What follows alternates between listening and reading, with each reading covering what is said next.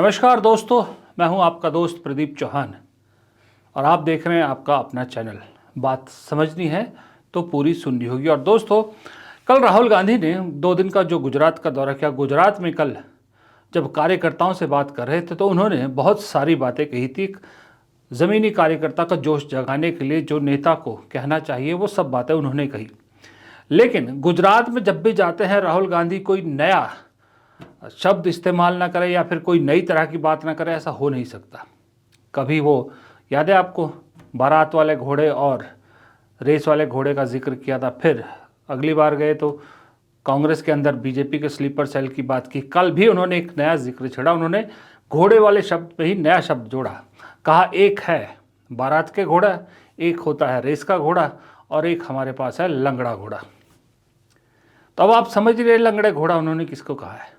लंगड़ा घोड़ा उनका मतलब था स्लीपर सेल, जो बीजेपी के लिए काम करते हैं, संघ के लिए काम करते हैं। वो स्लीपर सेल शब्द का इस्तेमाल तो नहीं करते और लंगड़े घोड़े उन्होंने उनको कहा। और साथ ही उन्होंने जो बात कही इन लंगड़े घोड़ों के बारे में जिक्र, या यूं कहें ये जो एसी रूम की पॉलिटिक्स करने वाले मठाधीश है, एक शब्द में उनकी उतार के रख दी।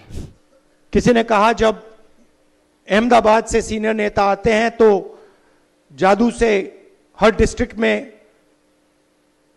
लोग 2-3 दिन के लिए आ जाते हैं, बाहर आ जाते हैं और सीनियर नेता चला जाता है, वो गायब हो जाते हैं। मगर इनके पास सचमुच में कोई पकड़ नहीं होती कि सीनियर नेता बने घूम रहे हैं मगर बूथ नहीं जिता पाते हैं। तो हम उन लोगों को स्ट्रेंथ देना चाहते हैं जिनकी पकड़ बूथ से है, जो लोकल हैं, जो जनता की जो समस्याएं हैं, जनता की जो इश्यूज हैं, जो उनको उठाते हैं। यही बात तो कांग्रेस के बहुत से लोग कई सालों से कह रहे थे ना, कि कांग्रेस में ऐसे बड़े नेता बड़े बड़े पदों पर है जो अपने घर के वोट भी पूरे नहीं दिला सकते। कल राहुल गांधी ने इसको मान भी लिया। लेकिन बात अब स्लीपर सेल या लंगड़े घोड़ों की बात करते हैं। जब से कांग्रेस में बदलाव का दौर शुरू हुआ है, कांग्रेस नई चीज़ें कर रही है, उसके बाद कल पहला बड़ा इम्तिहान पार्टी का था। पार्टी में जोश तो बहुत है, दिल्ली के चुनाव में जोश दिखा, फिर उसके बाद बिहार में जिस तरह से एग्रेशन, फिर गुजरात अधिवेशन, ये सारी चीज़ें बहुत जोशीली हैं, बातें जोशीली है। लेकिन ग्राउंड पे कितने जोश उतरा है इन बातों का, वो देखने के लिए कल पहला इम्तिहान था, जब ईडी ने जो सोनिया गांधी और राहुल गांधी पर चार्जशीट दायर किया, उसके खिलाफ पूरे देश में कांग्रेस ने प्रदर्शन का ऐलान किया था। कश्मीर से लेकर कन्याकुमारी तक और इधर नॉर्थ ईस्ट से लेकर गुजरात तक सब जगह कांग्रेस सड़कों पर दिखी। कांग्रेस के बड़े बड़े नेता सड़कों पर उतरे थे, मुख्यमंत्री हैं जितने भी वो भी सड़कों पर थे, उप मुख्यमंत्री सड़कों पर थे, प्रदर्शन किया। लेकिन ये प्रदर्शन दिल्ली में भी होना था। लेकिन इस सब के बीच में कल पहली बार साफ साफ, मुझे तो साफ साफ दिखाई दिया कि कांग्रेस के अंदर जो सो कॉल्ड लंगड़े घोड़े हैं, जो सो कॉल्ड स्लीपर सेल है, जो सो कॉल्ड मठाधीश है, उनकी आइडेंटिफिकेशन कल साफ तौर पर हो गई। मैं अगर राहुल गांधी की जगह हूं तो कल का पूरा कार्यक्रम देख के मैं समझ जाऊंगा कि कौन है जिनको मुझे बाहर करना है, जो राहुल गांधी कहे कि प्यार से बाहर करना है। नई जनरेशन को हमें कांग्रेस पार्टी में लाना है, जो सचमुच में जनता से जुड़े लोग हैं, उनको हमें आगे बढ़ाना है। इसी भीड़ में बहुत सारे ऐसे लोग हैं जो जनता के बहुत करीब हैं, जनता के लिए लड़ते हैं, खड़े रहते हैं, उन्हें हमें आगे बढ़ाना है। इसी भीड़ में ऐसे भी लोग हैं जो बीजेपी के साथ मिले हुए हैं, उनको हमें आइडेंटिफाई करना है ना, आइडेंटिफाई करना है और प्यार से परे करना है, हिंसा से नहीं, नफरत से नहीं, प्यार से। भैया इस साइड हो जाइए, दूसरों को आगे जाने दीजिए। आपको जानकर हैरानी होगी कि मैं किस बारे में बात कर रहा हूं। कल दिल्ली में कांग्रेस के हेड ऑफिस है, जाहिर सी बात है, जब पूरे देश में प्रदर्शन हो रहा था तो वहाँ भी होना था। यूं तो आए दिन कांग्रेस के नेताओं की भरमार रहती है दिल्ली दफ्तर में, पूरा जमावड़ा लगा रहता है। लेकिन कल कौन थे? गिने चुने नाम। बड़े नामों में सचिन पायलट, फिर दीपा दास मुंशी, देवेंद्र यादव, गुरदीप सप्पल, इमरान प्रतापगढ़ी, सुप्रिया श्रीनेत, उदित राज, संदीप दीक्षित, जयराम रमेश, अभिषेक मनु सिंघवी और कुछ दिल्ली के और नेता। सो कॉल्ड बड़े नेता एक भी नहीं दिखा, कहीं नहीं दिखा। राज्यों में जितने प्रदर्शन हुए, वो जो राज्य के नेता हैं वो सब प्रदेश अध्यक्ष वगैरह सब थे, लेकिन वो सो कॉल्ड बड़े नेता वहां भी नहीं दिखे। दिख रहे थे, ऐसा नहीं है, दिख रहे थे, गोदी मीडिया पे जरूर दिख रहे थे। अपने अपने घर से या तो ट्वीट कर रहे थे या अपने अपने घर से गोदी एजेंसीज को मीडिया बाइट्स देके, बयान देके दिख रहे थे, बस सड़क पे नहीं उतरे। पहले इम्तिहान ने साफ दिखा दिया कि कांग्रेस के अंदर कौन कौन लंगड़े घोड़े हैं, जिन लंगड़े घोड़ों को राहुल गांधी बाहर का रास्ता दिखाना चाहेंगे और दिखाना भी चाहिए। वरना कल जैसा मौका था, कल तो मुझे ऐसा लग रहा था कि सीनियर लीडर लीड करेंगे कल और इस देश में कांग्रेस क्या कर सकती है दिखाएंगे।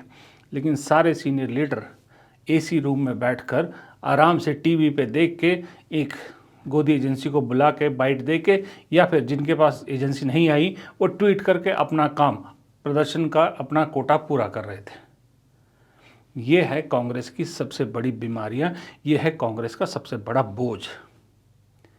इन बोझ को बाहर निकालेंगे राहुल गांधी, तभी तो जो नई पौध तैयार कर रहे हैं उनको आगे निकलने देंगे।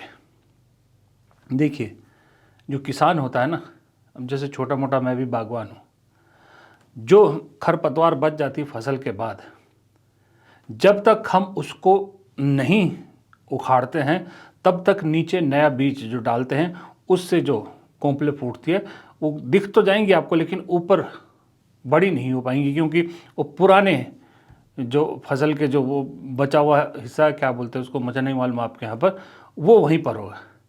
जब तक हल चला के, ट्रैक्टर चला के उनको उखाड़ेंगे नहीं, तब तक नए पौध लगाने का कोई फ़ायदा नहीं है, नया बीज बोने का कोई फ़ायदा नहीं है।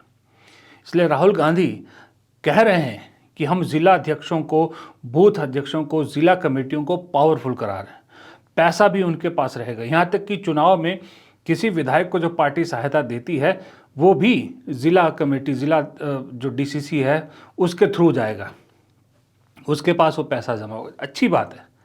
इससे एक चीज़ ये होगी कि इमीडिएट फ़ायदा हो ना हो, लेकिन लॉन्ग रन में कांग्रेस को एक ग्रास रूट लेवल के नेता मिलेंगे जो नीचे से धीरे धीरे ऊपर आएंगे। ब्लॉक अध्यक्ष से जिला अध्यक्ष, जिला अध्यक्ष से विधायक, विधायक से एमपी और फिर राष्ट्रीय स्तर के नेता, एक ज़मीन से जुड़े हुए नेता होंगे, जो जिसको कहता है ना, जो एक बार कांग्रेस के पास भरमार थी। जिस राज्य में कांग्रेस नज़र दौड़ाती थी उसके पास एक मास लीडर हुआ करता था, एक दो कहीं तीन जगह, मध्य प्रदेश जगह तो कई थे, हर स्टेट में एक था। केरल में ए के एंटनी थे, उत्तराखंड में हरीश रावत थे, हिमाचल में वीरभद्र सिंह थे, दिल्ली में शीला दीक्षित थी, राजस्थान में थे, महाराष्ट्र में वो चौहान थे और वो थे, बहुत सारे थे, विलासराव देशमुख थे, बहुत ऐसे थे। लेकिन वो सारी की सारी जमात ही चली गई। अब सिर्फ और सिर्फ वो नेता कांग्रेस में ऊपरी स्तर पे बैठे हैं जो सिर्फ और सिर्फ चापलूसी करके यहाँ तक पहुँचे हैं, और उन सब का मुखिया चेहरा तो आजकल राहुल गांधी के साथ घूमता ही रहता है। ऐसे चेहरों को हटाना है, तब निचला तबका ऊपर आएगा, तब नई पौध, नए युवा जिनको आप जोड़ रहे हैं वो ऊपर आएंगे। तो अब कल एक पहचान हुई है, अब ये सिलसिला चलेगा। बस राहुल गांधी को अपनी टीम में से किसी की ड्यूटी लगा देनी चाहिए कि ये लिस्ट बनाता रहे, हर बार एक लिस्ट बनाए, कौन कहाँ था, किसने क्या किया, उसी लिस्ट के आधार पर बाद में छंटनी करे। जैसा कि कॉर्पोरेट वर्ल्ड में होता है, जब छंटनी की जाती है ना, एम्प्लॉयज़ को निकाला जाता है, तो ऐसे ही लिस्टें तैयार की जाती, फिर उनमें से छांटा जाता है। अब आपने दफ्तर तो कॉर्पोरेट स्टाइल में बना ही दिया, दफ्तर में कौन आएगा, कौन जाएगा, कौन कहाँ बैठेगा, वो भी आपने कॉर्पोरेट स्टाइल में किया हुआ है। कॉर्पोरेट स्टाइल में बहुत सारे पदाधिकारियों को आप मोटी मोटी तनख्वाहें भी देते हैं, जो कहने को तो पॉलिटिकल आदमी हैं लेकिन वो तनख्वाहें लेते हैं। तो जब सब कुछ कॉर्पोरेटाइज कर दिया है तो ये छंटनी वाला प्रोसेस भी फिर कॉर्पोरेट की तरह कीजिए, तभी जल्द से जल्द पार्टी को पॉजिटिव नतीजे मिलने शुरू होंगे। दूसरी तरफ जाहिर सी बात है राहुल गांधी के लिए खुद के लिए भी थोड़ा सा मुश्किल वक्त आने वाला है। ये ईडी की जो चार्जशीट हुई है इसमें मैं कहता हूँ बहुत कम चांसेस हैं कि राहुल गांधी या सोनिया गांधी को जेल जाना पड़े, लेकिन इतना ज़रूर है कि राहुल गांधी की मूवमेंट इससे रिस्ट्रिक्ट हो जाएगी। जो उनका शेड्यूल है उसमें बहुत विघ्न पड़ेगा, आए दिन अदालतों के चक्कर और ये वो, उसमें ज़रूर प्रॉब्लम आएगी और विदेशी दौरों पे खास करके विदेशी दौरों को लेकर अड़चन आएगी। लेकिन इतना ज़रूर है कि अब प्रियंका गांधी जब वापस लौटेंगी, अब मुझे ऐसा लगता है कि अगर चलिए वो चुनाव विभाग की जिम्मेदारी नहीं लेना चाहती, लेकिन कोई और जिम्मेदारी उन्हें लेनी पड़ेगी और लेनी चाहिए। प्रियंका गांधी राहुल गांधी के पास दूसरी ऐसी अथॉरिटी हैं कांग्रेस में जिनका कहा माना जाता है और जिनके डिसीजन को कोई चैलेंज नहीं कर सकता। या तो मल्लिकार्जुन खड़गे हैं, या राहुल गांधी है, या फिर प्रियंका गांधी। सोनिया गांधी अब डे टू डे कांग्रेस की उसमें वर्किंग में पार्टिसिपेट नहीं करती हैं, इसलिए उनका कोई ना कोई जिम्मेदारी लेना ज़रूरी है। और साथ ही मुझे ऐसा लगता है अब ये क्लैरिटी भी हो जानी चाहिए कि कौन किस जिम्मेदारी को निभाएगा और कौन कहाँ किसको रिपोर्ट करेगा, ताकि आगे कोई कन्फ्यूजन ना रहे, क्योंकि वक्त आगे कांग्रेस के लिए ज़्यादा मुश्किल आने वाला है। खास करके ये ईडी को लेकर अभी तो सड़कों पे कई बार सड़कों पे उतरना पड़ेगा कांग्रेस को।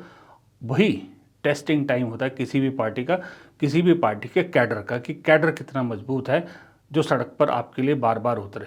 जिसका कैडर नहीं वो सड़क पे फिर टिक भी नहीं पाता। फिलहाल इस वीडियो में इतना ही। नमस्कार।